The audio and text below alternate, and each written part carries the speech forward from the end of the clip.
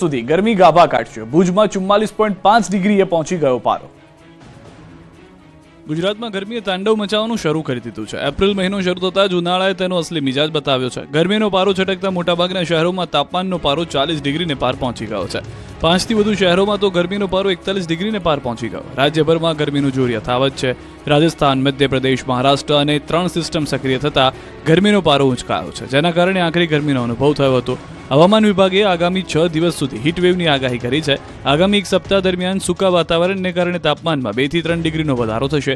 સાથે જ સૌરાષ્ટ્ર, કચ્છ, મધ્ય ગુજરાત સહિત રાજ્યના મોટાભાગના વિસ્તારોમાં હીટવેવની સ્થિતિ યથાવત રહેશે। આ સાથે 48 કલાક બાદ ગરમી 2-3 ડિગ્રી વધીને તાપમાન 43 ડિગ્રીએ પહોંચી જશે। 9 એપ્રિલ સુધી ગરમીનો ટોર્ચર જોવા મળશે। સૌરાષ્ટ્ર, કચ્છ, ઉત્તર ગુજરાતમાં ગરમી ભૂક્કા બોલાવશે। 5 એપ્રિલે કચ્છ જિલ્લામાં ઓરેન્જ એલર્ટ, રાજકોટ જિલ્લામાં યલો એલર્ટ આપવામાં આવ્યું છે। 6 એપ્રિલના રોજ કચ્છ અને રાજકોટ જિલ્લામાં ઓરેન્જ એલર્ટ આપવામાં આવ્યું છે। તો બનાસકાંઠા, સાબરકાંઠા, ગાંધીનગર, મહેસાણા, પાટણ, મોરબી, જૂનાગઢમાં યલો એલર્ટ છે। કચ્છ જિલ્લામાં ઉચ્ચતમ તાપમાન 40 થી 42 डिग्री રહેશે। અમદાવાદ જિલ્લામાં 40 डिग्री आसपास રહેશે तापमान। 4 अप्रैल से लेकर 9 अप्रैल सौराष्ट्र कच्छ के लिए है और 6 अप्रैल से लेकर आपका 9 अप्रैल तक गुजरात का उत्तरी राज्य की जो डिस्ट्रिक्ट है उसमें। તો ભર ઉનાળે છવાયો શિયાળા જેવો માહોલ, વરસાદી માહોલનો અનુભવ। ગુજરાતમાં ભર ઉનાળે માવઠાની આગાહી વચ્ચે હવે શિયાળો જેવો માહોલ સર્જાયો છે। ભર ઉનાળે વાતાવરણમાં પલટો એવો આવ્યો કે વરસાદના બદલે ગાઢ ધુમ્મસની ચાદર છવાઈ। સમગ્ર ગુજરાતભરના માર્ગો ધુમ્મસથી ઢંકાઈ ગયા। વહેલી સવારથી લઈને મોડી સવાર સુધી ડભોઈ પંથકમાં ગાઢ ધુમ્મસ છવાયેલું રહ્યું। ડભોઈથી સ્ટેચ્યુ ઓફ યુનિટી માર્ગ ઉપર ગાઢ ધુમ્મસ છવાઈ જતા શૂન્ય વિઝિબિલિટી થઈ ગઈ।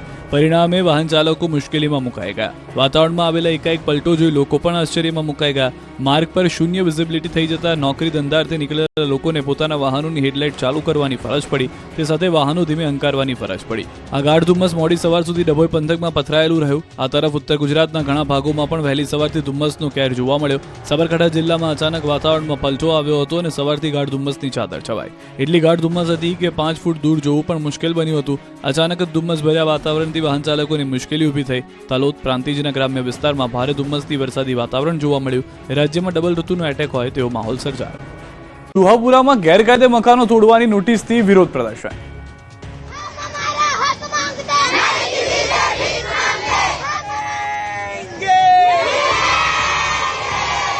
વિરોધ, હલ્લાબોલ, સૂત્રોચ્ચાર, નારેબાજીના દ્રશ્યો છે અમદાવાદના। મ્યુનિસિપલ કોર્પોરેશન દ્વારા શહેરના વિવિધ વિસ્તારમાં ટીપી રોડ ખોલવા માટે નડતરરૂપ એવા બાંધકામોને દૂર કરી રહી છે। બાપુનગર, રખિયાલ અને જુહાપુરા સહિતના વિસ્તારોમાં ટીપી સ્કીમ અંતર્ગત રોડ ખોલવા માટે ટીપી રોડ પર આવતા મકાનોને તોડવામાં આવી રહ્યા છે। ત્યારે કોંગ્રેસના ધારાસભ્ય જિગ્નેશ મેવાણી સહિત કોંગ્રેસના આગેવાનોએ બાંધકામ તોડવામાં આવેલા રહીશો સાથે મ્યુનિસિપલ કોર્પોરેશનની મુખ્ય ઓફિસ દાણાપીઠ ખાતે ડેપ્યુટી મ્યુનિસિપલ કમિશનરને ઉગ્ર રજૂઆત કરી હતી। જે રહીશોના બાંધકામ તોડવામાં આવી રહ્યા છે તેઓને વૈકલ્પિક વ્યવસ્થા આપવામાં આવે તેવી માંગ પણ કરવામાં આવી। લોકોએ બેનર, પોસ્ટર સાથે એકત્ર થઈને નારેબાજી કરી। સરખેજ, જુહાપુરા વિસ્તારની મહિલાઓએ મોટી સંખ્યામાં એકત્ર થઈને વેદના ઠાલવી। 15 વર્ષથી રહેતા હોવાનો દાવો કર્યો। મકાન તોડી પડાશે તો ગરીબ લોકોને ક્યાં રહેવું તેને લઈને સવાલ ઊભા કર્યા। તો અમુક બાળકોની પરીક્ષા ચાલે છે તે ક્યાં જશે સહિતના સવાલો સાથે લોકોએ કોર્પોરેશન કચેરીએ વિરોધ નોંધાવ્યો। આનંદ પટેલ પોતાની ગ્રાન્ટમાંથી કટકી કરતા હોવાનો મંત્રી કુંવરજી હળપતિનો આક્ષેપ। દિગ્ગજ આદિવાસી નેતાઓ વચ્ચે તીખા અને ગંભીર આરોપોનું યુદ્ધ શરૂ થયું છે। રાજ્યકક્ષાના આદિજાતિ વિકાસ મંત્રી કુંવરજી હળપતિએ ડેડિયાપાડાના ધારાસભ્ય ચૈતર વસાવા અને વાંસદાના ધારાસભ્ય આનંદ પટેલ પર ભ્રષ્ટાચારના આરોપ લગાવતા ખળભળાટ મચી ગયો। ગ્રાન્ટમાં 2 થી લઈને 10% કટકીના આરોપ લગાવ્યા। રાજ્યમંત્રી કુંવરજી હળપતિ તાપીના સોનગઢના રોડના ખાતમુહૂર્ત કાર્યક્રમમાં પહોંચ્યા હતા, જ્યાં સંબોધન કરતી વખતે મંચ પરથી તેમણે ચૈતર વસાવા અને અનંત પટેલ પર ગંભીર આરોપ લગાવ્યા બાદ આ મામલે ગરમાવો આવ્યો। બંને ધારાસભ્ય આદિવાસી સમાજને ગેરમાર્ગે દોરતા હોવાનો આક્ષેપ કર્યો। આ તરફ ચૈતર વસાવાએ પલટવાર કરતા આરોપ સાબિત નહીં કરી શકે તો માનહાનિનો કેસ કરવાની ચીમકી આપી છે। સાથે જ આરોપ લગાવ્યો કે કૌભાંડો કુંવરજી હળપતિએ કર્યા છે। કૌભાંડનો આંકડો 2000 થી 2,500 કરોડ હોવાની વસાવાએ આશંકા વ્યક્ત કરી।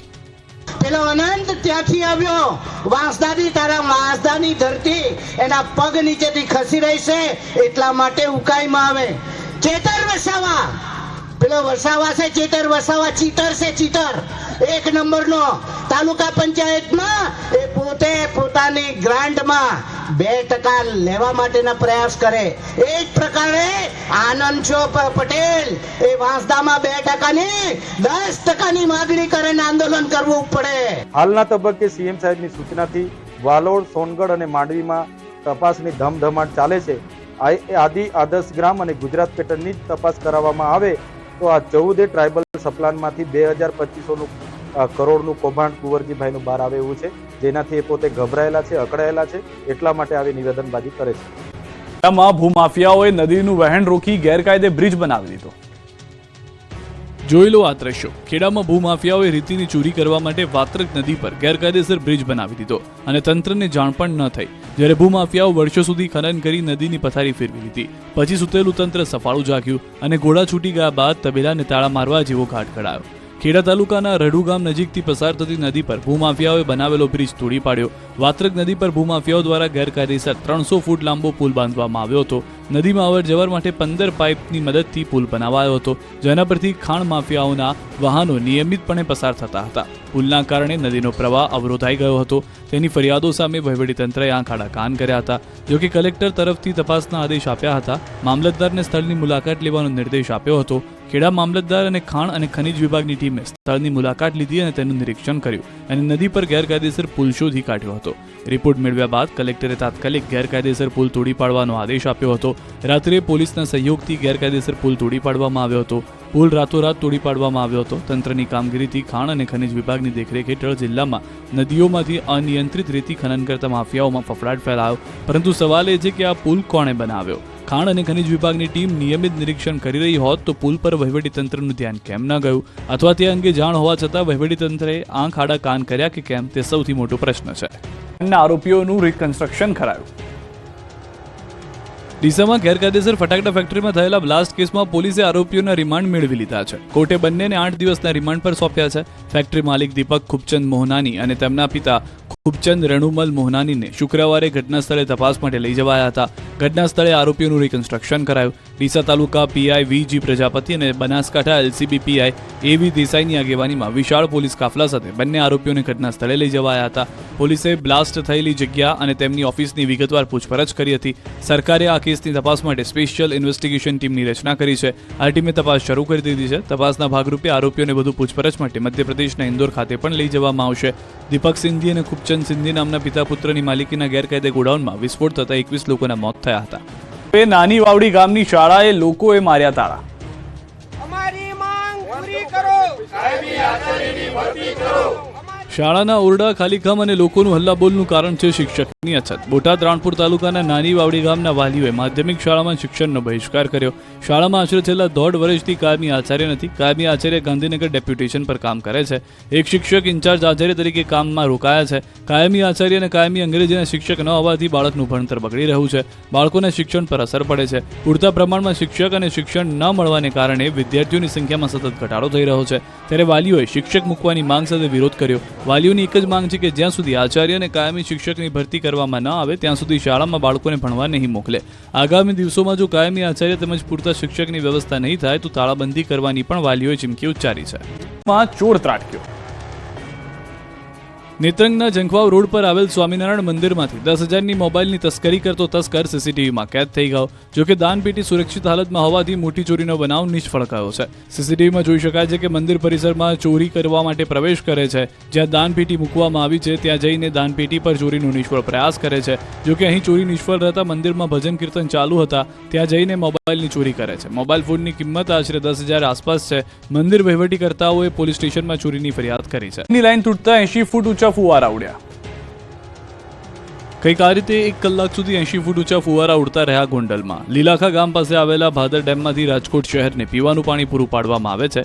આ મુખ્ય પાઇપલાઇન તૂટવાથી 1000 લીટર પાણીનો વ્યય થયો હતો. ગોંડલ શહેર નજીક ગોલ્ડન સિટી વિસ્તારમાં ભાદર ડેમની મુખ્ય પાણીની પાઇપલાઇન તૂટી જતા અસામાન્ય દ્રશ્યો સર્જાયા. પાઇપલાઇનમાંથી 80 ફૂટ ઊંચો પાણીનો ફુવારો ફૂટ્યો. આ ફુવારો લગભગ 1 કલાક સુધી ચાલુ રહ્યો. રોડ પર પાણીની રેલમછેલ થઈ. લાખો લીટર પાણીનો વ્યય થયો. રોડ પર નદી વહેતી થઈ. સૌથી ચિંતાજનક બાબત એ છે કે આ સ્થળે પાઇપલાઇન વારંવાર તૂટવાની ઘટનાઓ બને છે. આના કારણે મોટા પ્રમાણમાં પાણીનો બગાડ થાય છે. છતાં પણ સંબંધિત તંત્ર દ્વારા આ સમસ્યાના કાયમી સમાધાન માટે કોઈ નક્કર પગલાં લેવામાં આવ્યા નથી. ઉનાળાની કપરી ગરમીમાં પાણીનો આવો વ્યય ચિંતાજનક બાબત છે. રાજકોટ મહાનગરપાલિકાના પદાધિકારીઓ મંજૂરી વગર વાહનો પર ગેરકાયદે સાયરન લગાવી ફરતા હોવાનો ખુલાસો. રાજકોટ મહાનગરપાલિકાના પદાધિકારીઓના વાહનો પર ગેરકાયદેસર સાયરન લગાવવાનો વિવાદ વકર્યો છે. આરટીઆઈ એક્ટિવિસ્ટે માંગેલા જવાબમાં ખુલાસો થયો. મનપાના પદાધિકારીઓએ સાયરન લગાવવા બાબતે મંજૂરી માંગી ન હોવાનું સામે આવ્યું, જે બાદ રાજકારણ ગરમાયું. આ મામલે કોંગ્રેસ નેતા વશરામ સાગઠિયાએ સત્તાધારીઓને આડે હાથ લીધા. કહ્યું કે ભાજપના મિત્રો મોભો કરવા પોતાની સરકારી કાર ઉપર સાયરન લગાવે છે. તો બીજી તરફ આ મામલે રાજકોટના મેયર નયનાબેન પેઢડિયાએ કહ્યું કે મારા પૂર્વેના પદાધિકારીઓની કારમાં પણ સાયરન હતું. આગળ જે પ્રમાણે સૂચના મળશે તે મુજબ કામગીરી કરવામાં આવશે. તેમજ નિયમમાં કઈ ફેરફાર હશે તો આગામી દિવસોમાં સરકારી કારમાં લગાવવામાં આવેલ સાયરન દૂર કરવામાં આવશે. મહત્વનું છે કે વર્ષોથી રાજકોટ મહાનગરપાલિકાના પદાધિકારીઓ જેવા કે મેયર, ડેપ્યુટી મેયર, કમિટીના ચેરમેન, દંડક અને શાસક પક્ષના નેતા સહિતના પદાધિકારીઓની સરકારી કાર ઉપર સાયરન લગાવવામાં આવેલા છે. દાદા પંથકમાં તરબૂચ બાદ પપૈયાની ખેતી પર ઊભો થયો ખતરો. ગ્લોબલ વોર્મિંગ અને ક્લાઇમેટ ચેન્જના કારણે ખેતીવાડીના વ્યવસાય પર માઠી અસર પડી છે. મિશ્ર વાતાવરણ પાક માટે વેરી બન્યું છે, ત્યારે દાંતા તાલુકામાં પપૈયાની ખેતી પર વાતાવરણની અસર જોવા મળી રહી છે. ખેડૂતો મોંઘા ભાવના પપૈયાના ડોકા લાવીને વાવેતર કર્યું. ફળ લાગે ત્યાં સુધી તેની માવજત કરીને ઉછેર્યા અને હવે વાતાવરણ ખરાબ થતાં હાલમાં પપૈયાના પાંદડામાં ખાખરનો રોગ જોવા મળી રહ્યો છે. પપૈયાના પત્તા કોવાઈ ગયા છે અને ફળો પણ પાક્યા વગર પીળા પડી રહ્યા છે. લાગેલા પપૈયા પણ હવે ગળીને નીચે પડે તેવી સ્થિતિ જોવા મળી રહી છે. આવી પરિસ્થિતિમાં જો માવઠું થાય તો ભરચક પપૈયા લાગેલા છોડ નીચે જમીન પર આડા પડી જાય અને મોંમાં આવેલો કોળિયો છીનવાઈ જાય તેવી ભીતિ ખેડૂતોમાં સેવાઈ રહી છે. કડીમાં ઘઉંની હરાજી બંધ થતા ખેડૂતોમાં રોષ. ઘઉંની સિઝન શરૂ થઈ ગઈ છે. યાર્ડમાં ઘઉંના ઢગલા થઈ રહ્યા છે. સારા ભાવ મળતા ખેડૂતો ખુશ છે. ત્યારે જ કડી માર્કેટ યાર્ડમાં ઘઉંની હરાજી બંધ કરી દેવામાં આવતા ખેડૂતોમાં રોષ ફાટી નીકળ્યો છે. કડીના છત્રાલ રોડ પર સરદાર કોટન માર્કેટમાં ખેડૂતો હોંશે હોંશે પોતાનો મહામૂલો પાક લઈને પહોંચ્યા હતા. ત્યારે વેપારીઓ દ્વારા ઘઉંની હરાજી બંધ કરતા ખેડૂતોએ હોબાળો મચાવ્યો. કડી માર્કેટ યાર્ડના વજન કાંટામાં તફાવત આવતા વેપારીઓ દ્વારા ઘઉંની હરાજી બંધ કરી દેવામાં આવી, જેથી ખેડૂતો એકત્ર થઈને હલ્લાબોલ કર્યો. પોલીસ કાફલાને કોટન માર્કેટ ખાતે દોડી આવવું પડ્યું હતું. કડી કોટન માર્કેટ યાર્ડના ચેરમેન, ડિરેક્ટર સહિત પહોંચી ગયા હતા અને મામલો થાળે પાડ્યો. મામલો થાળે પાડી હરાજી શરૂ કરી ઘઉંના માલનો નિકાલ કરાયો. હરાજીમાં માલનો પોષણક્ષમ ભાવ ન મળતા કેટલાક ખેડૂતો માલ પરત લઈ ગયા હતા. નર્મદા પંથકની શુગર મિલો ખેડૂતો પાસેથી શેરડી 3,455 રૂપિયામાં ખરીદશે. નર્મદાના ધારીખેડા શુગર ફેક્ટરીએ તેના સભાસદોને શેરડીના 3,455 રૂપિયાનો ભાવ આપ્યો છે. નવી પિલાણમાં સિઝનમાં શુગર ફેક્ટરી ખેડૂતો પાસેથી પ્રતિ ટન 3,455 રૂપિયાના ભાવથી શેરડીની ખરીદી કરશે. રાજ્યમાં બારડોલી અને કામરેજ બાદ ધારીખેડાના ભાવ સૌથી વધારે છે. નર્મદા શુગર ફેક્ટરી દ્વારા તાજેતરમાં નવા પિલાણની સિઝન માટે શેરડીના ભાવ પાડવામાં આવ્યા છે. આ ભાવ રાજ્યમાં આવેલી શુગર ફેક્ટરીઓમાં ત્રીજા ક્રમે આવે છે. બારડોલી શુગરે 3,502 રૂપિયા ભાવ પાડ્યા છે, જ્યારે કામરેજ શુગરે 3,481 રૂપિયા ભાવ અને નર્મદા શુગરે 3,455 રૂપિયા ભાવ નક્કી કર્યા છે. નર્મદા શુગરના સંચાલકો દ્વારા સારા ભાવ આપવામાં આવતા ખેડૂતોમાં ખુશીની લહેર ફેલાઈ છે અને કેટલાક ખેડૂતો તો ભાવ જાહેર થતાં જ શુગર ફેક્ટરી ખાતે ફુલહાર લઈને ચેરમેન ઘનશ્યામ પટેલ અને એમડી નરેન્દ્ર પટેલ તેમની ટીમને બોર્ડ ઓફ ડિરેક્ટરની શુભેચ્છાઓ આપી હતી. ગુજરાત રાજ્યની શુગર ફેક્ટરીઓની વાત કરીએ તો હજુ ગણદેવી, પંડવાઈ, મરોલી, વડોદરા, વલસાડ, કાંઠા, કપોર શુગર ફેક્ટરીઓના ભાવમાં જાહેર કરવામાં આવ્યા નથી. રાજકોટના કારીગર પીએમ મોદીને 25 કિલોની પાઘડી ભેટમાં આપશે. પાઘડી એ સૌરાષ્ટ્રની શાન કહેવાય છે. રાજકોટ સહિત સુરતમાં પાઘડીનું ખાસ મહત્વ છે. ત્યારે રાજકોટના એક કારીગરે એક અનોખી પાઘડી બનાવી છે. પીએમ મોદીના પ્રશંસકે તેમના પ્રત્યેનો પ્રેમ અનોખી રીતે વ્યક્ત કર્યો છે. સંજયભાઈ જેઠવાએ પ્રધાનમંત્રી મોદી માટે ખાસ પાઘડી બનાવી. તમને જોતા જ ખ્યાલ આવી જશે કે આ કોઈ સામાન્ય પાઘડી નથી, પરંતુ તે કદ અને વિશેષતામાં અનોખી છે. સંજયભાઈએ વડાપ્રધાનની ઉંમર, શાસનકાળને ધ્યાનમાં રાખીને ખાસ આંટીવાળી પાઘડી બનાવી. તમે કહેશો કે એ કેવી રીતે? તો તમને જણાવી દઈએ કે પીએમ મોદીની ઉંમર 75 વર્ષ હોવાથી આ પાઘડીમાં 75 મીટર કાપડનો ઉપયોગ કરવામાં આવ્યો છે. પીએમના શાસનકાળને 10 વર્ષ થયા હોવાથી પાઘડીની પહોળાઈ 10 ફૂટ જેટલી છે.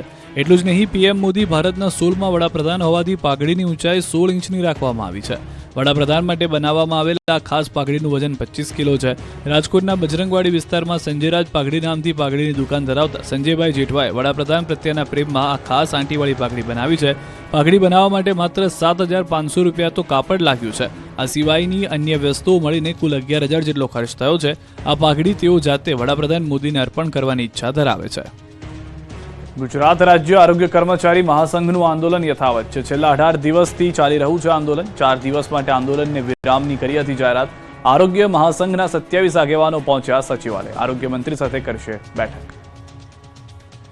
વડોદરાની સાવલી બેઠકના ધારાસભ્ય કેતન ઇનામદાર દ્વારા સતત 10મા વર્ષે સમૂહ લગ્નનું આયોજન કરવામાં આવ્યું હતું. આ પ્રસંગે રાજ્યના મુખ્યમંત્રી તેમજ ગૃહ રાજ્યમંત્રી હર્ષ સંઘવી, વિધાનસભા અધ્યક્ષ શંકર ચૌધરી સહિતના મહાનુભાવો ઉપસ્થિત રહ્યા હતા અને પ્રભુતાના પગલાં માંડનાર નવદંપતિને આશીર્વાદ પાઠવ્યા હતા.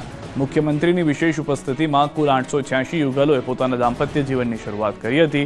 આ સમૂહ લગ્નમાં 4 મુસ્લિમ નવયુગલો પર નિકાહ કર્યા હતા. મહત્વનું છે કે ધારાસભ્ય કેતન ઇનામદારના પિતાની સ્મૃતિમાં છેલ્લા 10 વર્ષથી સમૂહ લગ્નનું આયોજન કરવામાં આવે છે. જાલોદ તાલુકામાં ભવ્ય આદિવાસી ભીલ સમાજ સંમેલન યોજાયો. ધારાસભ્ય મહેશ ભુરિયાના અધ્યક્ષસ્થાને ભગવાન ગોવિંદ ગુરુ કંબોઈ ધામ ખાતે સંમેલન યોજાયું હતું. સંમેલનમાં મોટી સંખ્યામાં સમાજના આગેવાનો, અલગ અલગ પાર્ટીના હોદ્દેદારો હાજર રહ્યા હતા. સાથે આદિવાસી સમાજના લોકોની ખૂબ મોટી હાજરી જોવા મળી હતી. સંમેલનમાં કુરિવાજો દૂર કરવા માટે લોકોને જાગૃત કરાયા, જેમાં ખાસ સમાજના દૂષણ એવા 3D એટલે કે દહેજ, દારૂ અને ડીજેને દૂર કરવા મુહિમ ચલાવવામાં આવી. રાજકોટથી સમાચાર. ઉપલેટાના ચિત્રાવડ ગામના લોકોનો વિરોધ. ઉપલેટા તાલુકામાં 20 થી 25 ગામોને જોડતો પુલ તૂટી જતા વિરોધ. મોજ નદી ઉપરનો પુલ છેલ્લા 3 વર્ષથી તૂટી ગયો હોવાની માહિતી ચિત્રાવડ ગામના આજુબાજુના વિસ્તારના લોકોએ અનેક વખત રજૂઆત કરી છે.